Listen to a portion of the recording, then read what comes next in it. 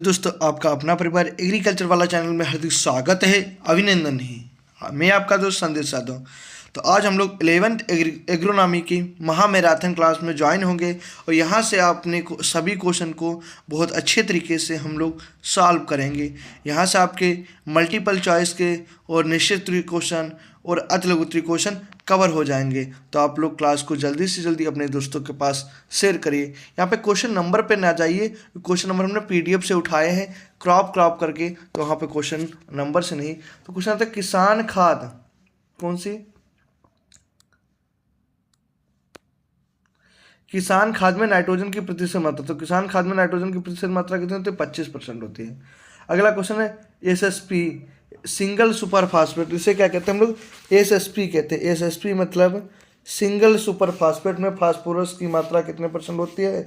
तो एसएसपी में single super phosphate में कितने परसेंट की होती है? 18% की। यहीं पे अगर आपसे कोई क्वेश्चन पूछे, क्या पूछे आपसे? क्वेश्चन पूछे कि डीएसपी, क्या पूछे? डीएसपी में फास्फोरस की मात्रा कितनी होती है? 32% होती है। यहीं पे आपसे पूछे टीएसपी कितनी होती है? टीएसपी में तो कितना बदलता होगा आप? 48% होगी। तो यहाँ पे हम तीन तीन क्वेश्चन सभी ऑप्शन को आपस में डिस्कस करते हुए चलेंगे। ओके, अगला क्वेश्चन हमारा क्या है कि हरी खाद के लिए सनई की फसल बोने के लिए कितने दिन बाद पलटनी चाहिए? तो कितने दिन पलटनी चाहिए जाके हमारे पास में उसको, तो मैं कितने यहाँ पे हमारा ऑप्शन नंबर सही है 7 से 8 सप्ताह बाद।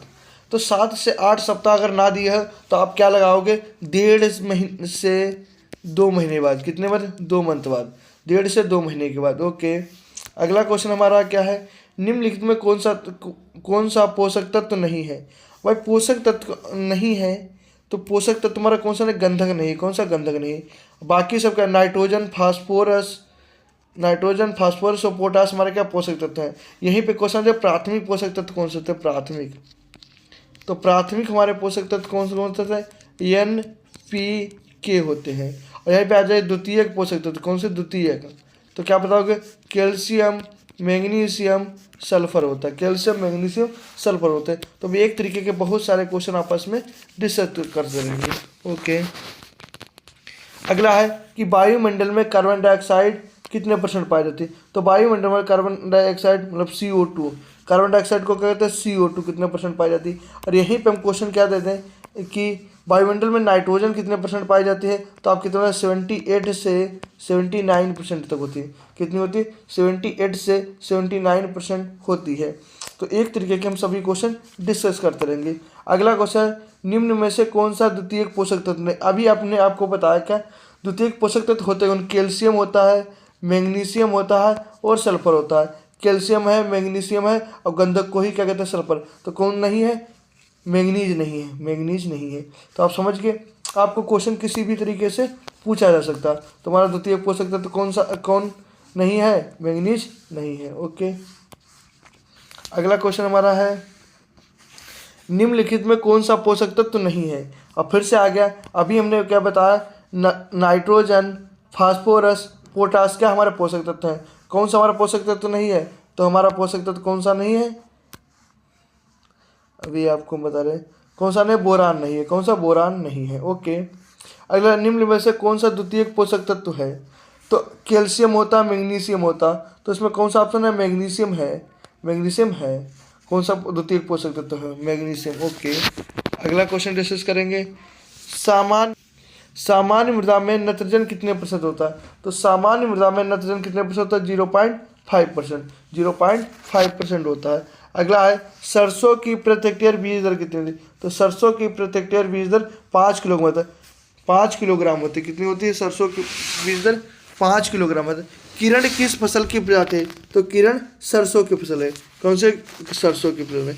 यहाँ पे बहुकल्पीय, निषेत्री, हर टाइप के क्वेश्चन मिले हुए हैं। ऐसा ना कि मतलब मल्टीपल ही चॉइस है। यहाँ पे बहुकल्पीय होंगी, जितने भी मैराथन क्लास बहुकल्पीय, अतिलघुत्तरी, लॉन्ग, सब यहाँ पे क्वेश्चन। तो आप लोग देख लोगे क्वेश्चन का हमारा कंटेंट कितना बेहतर, हर क्वेश्चन पेपर में आया हुआ है। तो आप लोग जरूर इसको क्लास को देखें। फिर क्या हमारा क्या है?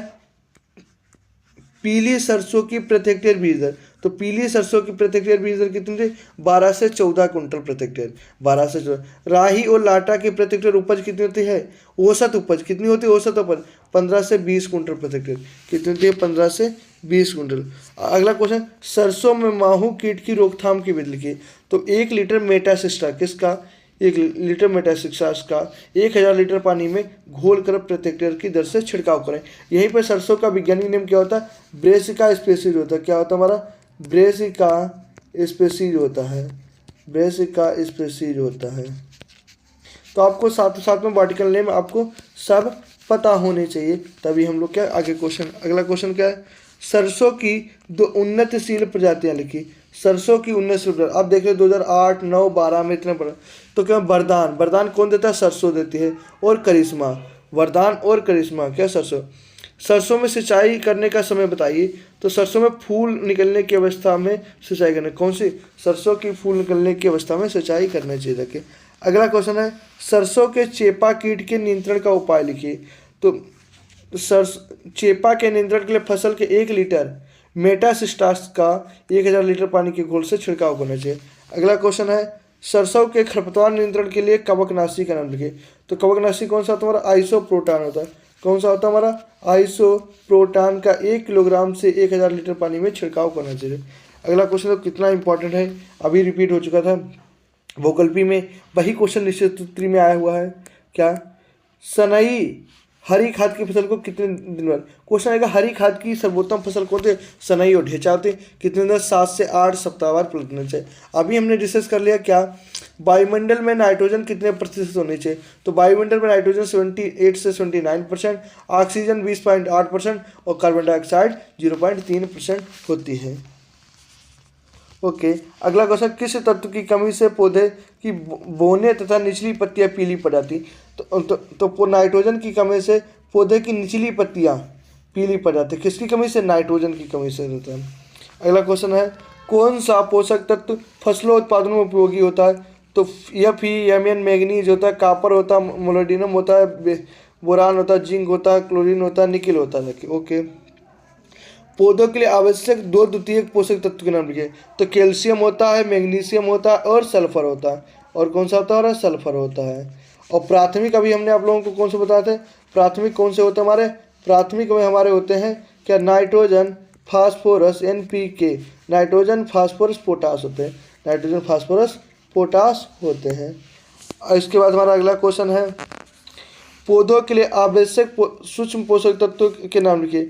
लोहा, मैंगनीज, बोरान, तांबा, जस्ता, मोलिब्डेनम होता है, क्लोरीन, निकिल होता है। ठीक, वही आवश्यक है। अगला क्वेश्चन हमारे, गोबर की खाद के 4 रासायनिक गुण, 4 गुण। तो गोबर की खाद एक पूर्ण खाद होती है, भौतिक दशा को सुधार करती है, भूमि की जलधारण क्षमता में वृद्धि हो जाती है और सभी फसलों के लिए पर्याय प्रयोग की जाती है। ओके। अगला क्वेश्चन है, एजोटोवेक्टर की प्रयोग की विधि लिखिए। तो इसके लिए किसी ढक्कनदार बर्तन में बीज और कल्चर को अच्छी प्रकार से हिलाकर आपस में मिला देते हैं। आपस में क्या करते हैं? मिला देते हैं। अगला क्वेश्चन, हरी खाद। तो हरी खाद होता क्या? आप बोलो, ऐसी फसलें जिनका प्रयोग मृदा की उर्वरता शक्ति को बढ़ाने के लिए किया जाता है और उनको क्या खेत में ही जोत कर दबा दी जाती है, उन्हें हरी खाद कहते हैं। सनई, ढेंचा, मोट, उर्द हमारी क्या है? हरी खाद की फसल है। ओके। हरी खाद की फसलों का चुनाव क्या है? शीघ्र बढ़ वाली फसलें होनी चाहिए जिनकी वानस्पतिक वृद्धि अधिक होनी चाहिए, मुलायम तना होना चाहिए, रखे गहरी जड़ों वाली हो, सस्ते बीज हो, आसानी से बाजार में उपलब्ध होने वाले चाहिए है, पानी से कम पानी में तैयार होने से रोग और कीट कम लगते हैं। हरी खाद की फसलों के लाभ क्या क्या है हमारे पास? जैव पदार्थों की प्राप्ति हो जाती है, वायुमंडल नाइट्रोजन का स्थिरीकरण हो जाता है, मृदा में पोषक तत्व का संरक्षण उपलब्धता बढ़ जाती है, भूमि में पोषक तत्वों की संख्या बढ़ जाती है या सूक्ष्म जीवों की संख्या बढ़ जाती है, मृदा कटाव से भी उर्वरता होती है। अब हरी खाद की विधि क्या है? हरी खाद की फसल को ऐसे समय पर उगाना चाहिए जिससे उस बढ़वार के लिए दबाने और सड़ने के लिए पर्याप्त समय मिल जाए, जिससे फसल की बुवाई समय से की जा सके। फसल को ऐसे समय में जोत कर दबाना चाहिए जब उस पर फूल आने वाले हों और बायोमास हरा पदार्थ मुलायम और रिक्तम हो। फसलों को ठीक प्रकार से काट कर मिट्टी में दबा देना चाहिए। उसके बाद है 3 से 6 सप्ताह में हरी खाद की फसल सड़ कर गल जाती है और शीघ्र गलन के लिए उसमें यूरिया, एसएसपी, फास्फेट, बुबेर या बेसाना फफूंदी को मिला देना चाहिए। ओके, अब हमारा कौन सा निम्नलिखित में कौन सा वायु प्रदूषण का कारक है? तो नाइट्रोजन हमारी कौन सी है? वायु प्रदूषण की कारक है। उसके बाद है पर्यावरण के परिभाषा लिखे। तो पर्यावरण वह चीज़ है जो वस्तु को चारों ओर से घेरती है और प्रत्यक्ष पर्यावरण के प्रकार के यहाँ प्राकृतिक होता है और संस्कृति होता है। पानी प्रदूषण क्यों बढ़ रहा है? सबसे पहले तो पानी में बाहरी पदार्थ आसानी से घुल जाते हैं, जिससे पानी का प्रदूषण बढ़ रहा है। पानी में बाहरी पदार्थ होता है। एनपीके के में कौन से पोषक तत्व होते हैं? नाइट्रोजन, फास्फोरस, पोटास होते हैं। अब तो कितना इंपॉर्टेंट आएगा कि विश्व पर्यावरण दिवस कब मनाया जाता है? विश्व पर्यावरण दिवस 5 जून को मनाया जाता है। कब चालू है? 1972 से चालू है। तो विश्व पर्यावरण दिवस 5 जून को मनाया जाता है। कब से आया? तो 1972। 4 दिसंबर 1984 को भोपाल में विषैली गैस के रिसाव होने से मरने वालों की संख्या कितनी थी? तो मरने वालों की संख्या हमारे पास कितनी थी? 2500 लोग की थी। अनाजों की गुणवत्ता क्यों घट रही है? तो उर्वरकों और रासायनिक उर्वरकों का अधिक प्रयोग होने के कारण अनाजों की उर्वरता बढ़ रही है। फिर विश्व युवा कौशल दिवस किस दिन घोषित किया? 15 जुलाई 2017 में। क्या है? विश्व युवा कौशल दिवस। विश्व युवा कौशल दिवस। तो आप देख रहे हैं कितने हमारे पेपर क्लास का कितना अच्छे तरीके से हम लोगों ने उसको क्या किया है कि हर क्वेश्चन इंपॉर्टेंट है और सब क्वेश्चन पेपर में आया हुआ है। तो आप लोग इसको क्लास को अपने दोस्तों के पास ज़रूर शेयर करें। जो भी बच्चे 11th एग्रीकल्चर में हो उनके पास एग्रोनॉमी के पेपर में, इस पेपर से आपके पास 20 नंबर की इसी पीडीएफ से आपको क्लासेस मिलेगी। और जिसको भी इस पीडीएफ को चाहता है वो हमारे क्या है नंबर हमारा 9369044421 पे कॉल करके व्हाट्सएप पे और वो पीडीएफ ले सकता है फ्री ऑफ कॉस्ट, कोई इसकी फीस नहीं। ओके, अगला क्वेश्चन हमारा क्या है? भूमि में जल स्तर गिरने के 2 कारण के लिए। तो क्या है? वर्षा का कम होना, भूमि का अत्यधिक जल का दोहन होना। ओके, अगला निम्न में से कौन सा वायु अपर्दन का कारण है? नाइट्रोजन गैस होता है, वो अभी हम आपको बता चुके हैं। ये हमारा पेज दोबारा हुआ, रिपीट हो गया, कोई नहीं। अगला क्वेश्चन हमारा क्या है? सस्य विज्ञान के पिता कौन है? Petro D currency. कौन? पीट्रो डी क्रेन्सी क्या हमारे सस्य विज्ञान के पिता हैं। फसल किसे कहते हैं? मनुष्य के आर्थिक महत्व वाले पौधों का वह समूह जो एक निश्चित क्षेत्र में उगाया जाता है, फसल कहता है। गेहूं में पहली सिंचाई कब करना चाहिए? शिखर जड़ अवस्था CRI स्टेज पे करना चाहिए। कब चाहिए? CR stage. कब की? 21 से 25 दिन बाद की जाती है। 21 से 25 दिन बाद की जाती है। अगला क्वेश्चन, किन्हीं 2 फफूंदी नाशक के नाम बताएं? एग्रोसान और बीटाबैक्स होता रखे। गेहूं से बुआई की उन्नतशील प्रजातियों के नाम लिखिए। तो उन्नतशील क्या? देर से बुआई जाने वाली किस्में HD 22-25। HD हमारा क्या है? 22-25। गेहूं की फसल में पंक्ति से पंक्ति की दूरी का अंतर लिखिए। तो कितना? 22.5 सेंटीमीटर है। 22.5 सेंटीमीटर। अगला क्या हमारे पास में? दीमक की रोकथाम किस रसायन का प्रयोग करते हैं? तो किसका? हेप्टाक्लोर या 5% धूल का पूर्व टुकड़ों पर जलाना चाहिए। देसी किस्मों की अपेक्षा बोनी किस्में अधिक उपज क्यों देती हैं? क्योंकि गेहूं की बोनी किस्मों का प्रजनन काल अधिक होता है, इससे उपज अधिक होती है। गेहूं का वनस्पतिक नाम लिखो। ट्रिटिकम स्पेसीज या ट्रिटिकम एस्टिवम होता है। ट्रिटिकम एस्टिवम होता है। ओके, धान की फसल का कुल क्या है? पोएसी होता है। धान का वैज्ञानिक नाम साइंटिफिक क्या होता है कि हमारे पास?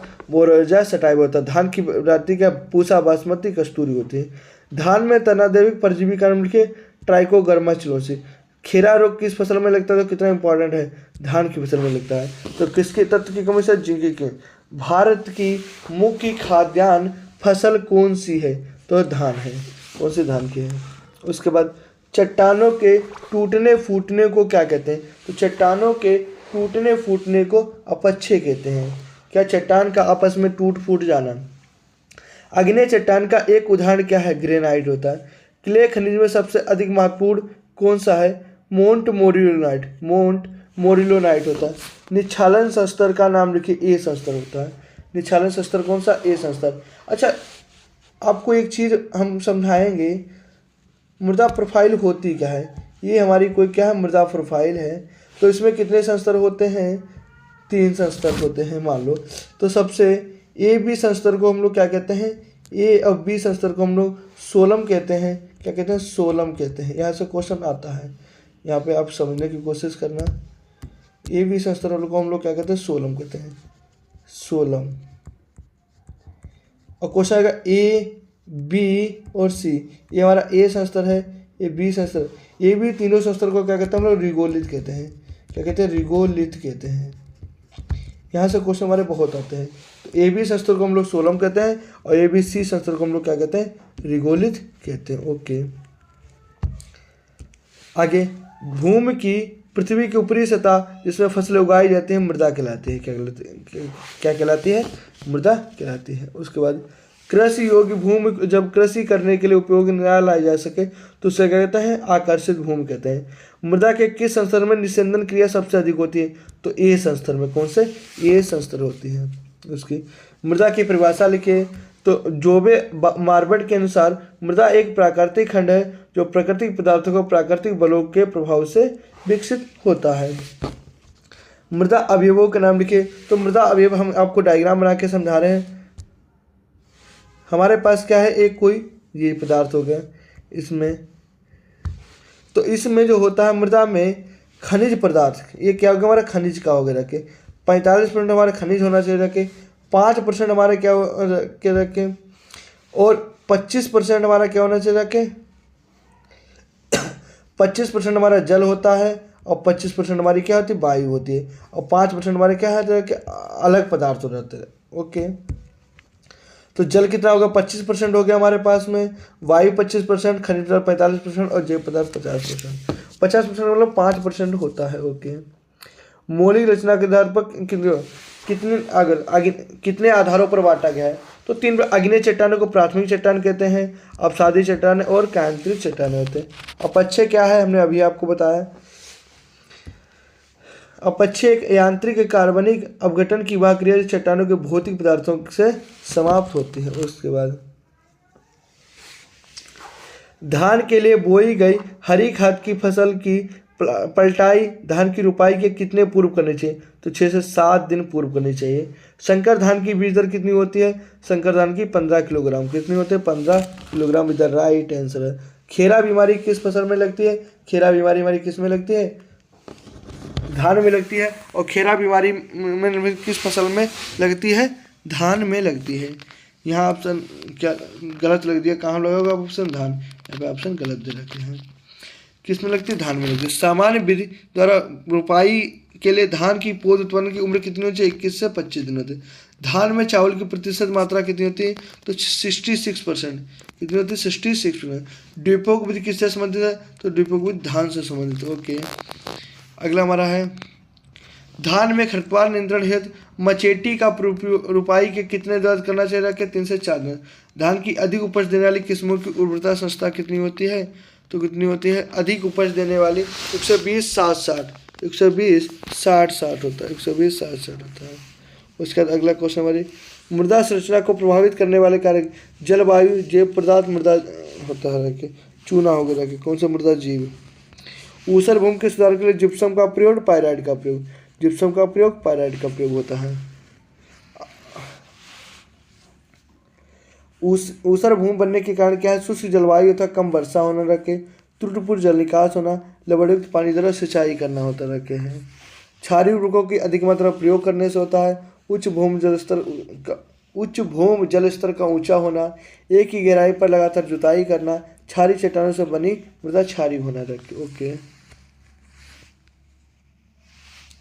SRI विधि धान के कितने दिन की बीज की जरूरत होती है, SRI बीज में धान के कितने बीज की आवश्यकता होती है, 7 किलोग्राम होते हैं। कितने, 7 किलोग्राम होते हैं।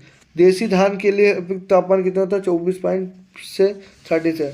खेरा बीमारी की रोकथाम के लिए मिट्टी में जिंक की कितनी मात्रा में लानी चाहिए, तो 15 से 18 किलोग्राम। मोनो जिंक 33%, जिसमें प्रत्येक मिट्टी में डालकर उबालना चाहिए। ओके, संकर धान की दोनों से प्रजातियाँ कहाँ हैं, पंत धान 1, कौन हमारी, पंत धान 1 और नारेंद्र संकर धान 2। धान की उत्पत्ति स्थान क्या है? दक्षिणी भारत होती है।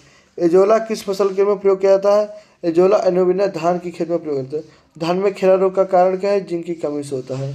इसकी जिंक की कमी से होता है। सामान्यतः रोपी धान की पौध कितने दिन होते हैं? 21 से 25 दिन होते हैं। धान में कौन से कीट लगते हैं? तो कौन सा लगता है? सैनिक कीट होगा, गंधीवा कीट होगा, तनावेदक कीट होगा। ओके। स्वर्ण चावल के जनक होते स्विट्जरलैंड के प्रसिद्ध वैज्ञानिक कौन थे? पाटरिकुस। कौन थे? पाटरिकुस कौन थे? पाटरिकुस थे। ओके। खेरा बीमारी के रोग के लक्षण, उसका नियंत्रण कैसे करेंगे? तो खेरा बीमारी यह रोग खेत में जस्ते और जिंक की कमी के कारण होता है। इसके मध्य में नई पत्तियों के आधार पहले पीला पड़ जाता है, फिर नोक की ओर बढ़ता रहता है। अधिक कमी की स्थिति में पत्तियों का अनियमित आकार के धब्बे दिखाई देते हैं। कौन से कलर के? कथई कलर के। नियंत्रण के लिए फसल में बुआई से पहले 20 से 25 दिन का जिंक सल्फेट को कर देना चाहिए। खड़ी फसल में लक्षण ना दिखाई दे 5 किलोग्राम जिंक सल्फेट और चूना का 2.5 से छिड़काव करना चाहिए। डोपोक विधि क्या है? डोपोक विधि हमारी धान की विधि होती है। कौन सी? धान की विधि होती है। ओके। अब तो कितना इंपॉर्टेंट है, मृदा उर्वरता और मृदा उत्पादकता में अंतर लिखिए। तो क्या यह एक बड़ी विशेषता है, बेहद गुण है जो फसल की उपज को दर्शाता है। मृदा उर्वरता उत्पादकता क्या? यह मृदा की पौधों की पोषक तत्व उपलब्ध कराने पर इंडेक्स अर्थात क्षमता होती है। इंडेक्स अर्थात क्षमता होती है। यह फसल उत्पादन के सभी कारकों के आपस में मिलकर हुए वातावरण के परिणाम होते हैं। यह फसल उत्पादन का एकमात्र कारक होता है। यह केवल फील्ड या क्षेत्र में ही किसी निश्चित जलवायु में चर्चा की जाती है। इससे प्रयोगशाला में जांचा जा सकता है। यह मृदा प्रबंधन के विभिन्न कारकों के प्रभाव के कारण प्रदर्शित होती है। यह मृदा की छुपी हुई क्षमता को प्रदर्शित करते हैं, जिससे फसल उत्पादन कर सकें। यह विशेष उर्वरता है तथा मृदा की रासायनिक दशा पर निर्भर करता है। इसकी मृदा की भौतिक, जैविक और रासायनिक तीनों गुणों पर निर्भर करता है। अगला है मृदा और उत्पादकता जलवायु क्षेत्र के अनुसार बदलती है और मृदा उर्वरता किसी भी क्षेत्र में एक समान रहती है। सभी उत्पादकता मृदाएं आवश्यक उर्वरा होते हैं, लेकिन सभी उर्वरा मृदा आवश्यक नहीं कि उत्पादकता होती है। ओके।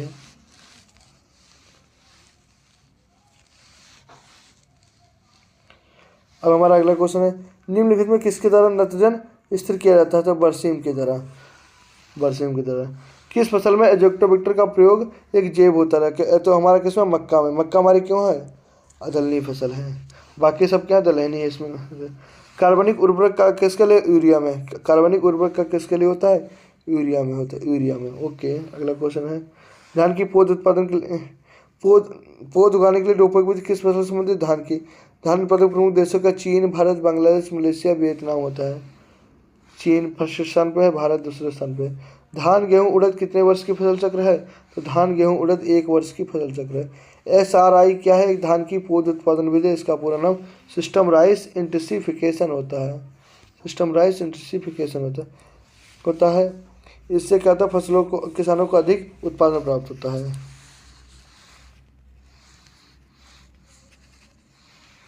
हरी खाद वाली फसल क्या होती है? ये हमने अभी क्वेश्चन आपको करा चुके हैं। गन्ने की लाल सन बीमारी के लक्षण।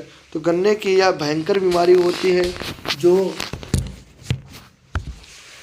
फसल की ऊपरी पत्तियां सूखने लगती हैं, बाद में पूरा पौधा सूख जाता है। रोगी गन्ने को फाड़ने पर उसका बीच वाला भाग लाल रंग की धारियाँ दिखाती है। मान लो एक गन्ना है, जब बीच से इसको फाड़ेंगे तो बीच में क्या लाल लाल धारियाँ दिखाई देंगी जाके, और इसमें क्या होता है? बड़े बड़े बेंड दिखाई देने लगते हैं। रोगी गन्ने से अल्कोहल दारू की महक आने लगती है। तो इसका किसके कारण होता है? कोलेक्टम फल्केटम के कारण होता है। गन्ने की लाल सन की रोकथाम कैसे करेंगे? स्वस्थ रोगनित गन्ने की बुआई करनी चाहिए। रोगी गन्ने को खेत से उखाड़ कर फेंकने से। फसल चक्र अपनाना चाहिए। बीज की बुआई से फफूंदनाशक इग्लाल या एरिटान का उपाय करना चाहिए। ओके।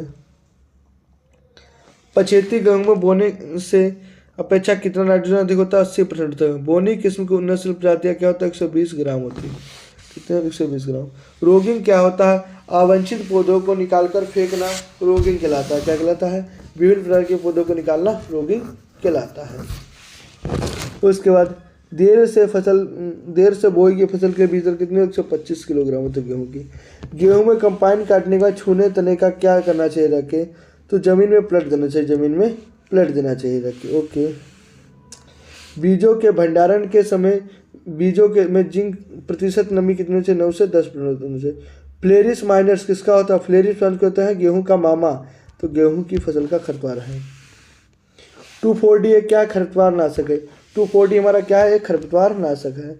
सस्य विज्ञान क्या है? विज्ञान और कला दोनों है। एग्रोनॉमी शब्द ग्रीक भाषा शब्द से लिया गया है। पीटो डी क्रेंसी क्या है? सस्य विज्ञान के पिता, इसके आपस में है। इनकी पुस्तक ना ओपस रूरोलियम का मोडम होता रहते हैं। ऐसी कौन सी फसल दलहनी होते हुए भी नाइट्रोजन का स्तर नहीं करते? राजमा होता है। सस्य विज्ञान के पिता पीटर डी क्रेंसी को रहता है। रक्षक फसलें क्या कहते हैं? ऐसी फसलें, फसल की रक्षा करने के लिए जो फसलें चारों ओर से बोई जाती हैं उसे रक्षक फसलें कहते हैं। मान लो एक कोई खेत है, यहाँ पे फसल बोए तो इसके आसपास कोई ऐसी फसल जिससे रक्षा करे। कृषि परिभाषा क्या है? भूमि की जुताई गुड़ाई करके फसल को उत्पादन करना क्या करता है? कृषि कहलाती है। एग्रो शब्द एक लैटिन भाषा का शब्द है, ठीक। और इसमें क्या होता है? एग्रो का अर्थ होता है खेत होता है, एग्रो है। PMBI का उद्देश्य क्या है? क्या हमारा इसका उद्देश्य है? समाज के बेरोजगार और शिक्षित युवाओं को मुक्त औद्योगिक प्रशिक्षण देकर उनको नौकरी उपलब्ध करना। बहुत आता है। भारत में कृषि क्षेत्र कितना? 144। गेट का journal agreement of trade and draft होता रहता है। उसके बाद भारतीय कृषि एवं शिक्षा अनुसंधान के लिए कौन से होता है? ICAR, Indian council of agriculture research होते रहते हैं। उसके बाद भारतीय सस्य विज्ञान संस्था कवर कहाँ है? तो नई Delhi, Indian society of agronomy की स्थापना 1955 में हुई थी। क्या खोदा गया आलू तुरंत बोने के लिए लायक होता? नहीं। आलू में कुछ रासायनिक परिवर्तन होने के लिए अवकाश की आवश्यकता होती है, तो इसलिए चिप्सोना बनाने के लिए आलू की प्रजाति कौन सा है? चिप्सोना बट। लबड़ी मृदा का pH 8.5 होता है, इससे कम होता है। चूना की कौन सी मृदा में सुधार के लिए उपयोग होता है? अम्लीय। जिप्सम के लिए कौन सा होता है? क्षारीय मृदा के लिए। दो प्राथमिक उपज का खनिज कौन सा होता है? क्वार्टेज और फेल्सपार होते रहते हैं। चिकनी मिट्टी के कण और आकार लिखिए। 0.05% से कम होता है। कौन सा मृदा जल पौधों के लिए उपयोग होता है? कोशिका जल होता है। पौधों के विकास के लिए उपयुक्त संरचना कौन सी होती है? कोड़ी की संरचना होती है। दोमट मृदा में रंध्रवास कितना होता है? 45% होता है। क्षरण अवरोधी फसल के मूंग पौधों के पोषक तत्व का N नाइट्रोजन, फास्फोरस, पोटास होता रहते हैं। अधिकांश पौधे नाइट्रोजन को किसी नाइट्रेट के रूप में लेते हैं। सामान्य मृदा में नाइट्रोजन कितने % पाते हैं? 0.5% होते हैं। कौन सी शैवाल नाइट्रोजन का स्थिरीकरण करते हैं? नीलहरी शैवाल। जीवाश्म पदार्थ में कार्बन कितने % पाया जाता है? 58% पाया जाता है। ओके। फसल के आवश्यक सूक्ष्म तत्व होता है आयरन और जिंक होता है। ढेंचा किस प्रकार की दलहनी फसल है और हरी खाद है। दो नत्रजनी उर्वरकों के नाम यूरिया अमोनियम क्लोराइड होती है। यूरिया अमोनियम क्लोराइड होती है। DAP का पूरा नाम डाई अमोनियम फास्फेट होता है।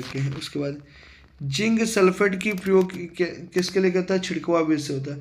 दो उर्वरकों के नाम लिखे जो आपस में मिलकर प्रयोग नहीं होते हैं, तो हमेशा अमोनियम सल्फेट और राख फास्फेट कभी भी आपस में मिलकर प्रयोग नहीं होते हैं। स्टार्टर घोल क्या है? सांद्र घोल का प्रयोग करने से पहले कम सांद्रता का तैयार किया गया स्टार्टर घोल कहते हैं। मतलब अधिक जो होगा रखे उससे कम सांद्रता। कंपोस्ट करवाते समय सावधानी क्या? कंपोस्ट खाद को गड्ढे में बनाया जाना चाहिए रखे। उर्वरकों का पलड़ी छिड़काव के 2 लाभ लिखे रखे। तो उर्वरकों की कम मात्रा की आवश्यकता पड़ती है। उर्वरक की घोल सीधा पत्तियों पर गिरता है। उसके बाद है अमोनियम सल्फेट का होता है NH4 का होल टॉइज SO4 होता रखे। पौधों के फास्फोरस की कमी पौधों की जड़ों की वृद्धि और विकास कम होता है। जड़ों की संख्या कम होती है। पौधे छोटे रहते हैं। पत्तियों का रंग गहरा हरा हो जाता है। परिपक्वता की दर देर में होती है। फूल बहुत देर से बनते हैं। पौध वृद्धि है तो आवश्यक पोषक तत्व का नाम लिखिए। कैल्शियम, मैग्नीशियम, सल्फर होता रखे हैं। डायमोनियम में पोषक तत्व कौन सा होता है? डायमोनियम फॉस्फेट नाइट्रोजन 18%, फास्फोरस 46% होती है रखे हैं। पोटास के नहीं होता? म्यूरेट ऑफ पोटास होता है। पोटेशियम सल्फेट होता है। पोटेशियम सल्फेट होता है। मिश्रण उर्वरक मिश्रण कर तैयार करते उसमें किन बातों का ध्यान रखना चाहिए रखे। ओके। फास्फेटिक उर्वरक चूना पत्थर राख नहीं मिलानी चाहिए। ओके। अमोनियम सल्फेट को बेसिस के साथ रखें। संतुलित उर्वरक क्या है? वे उर्वरक जिन्हें संतुलित रूप से नाइट्रोजन, फास्फोरस और पोटास की मात्रा में पाया जाता है संतुलित उर्वरक कहते हैं। ओके, थैंक यू, धन्यवाद।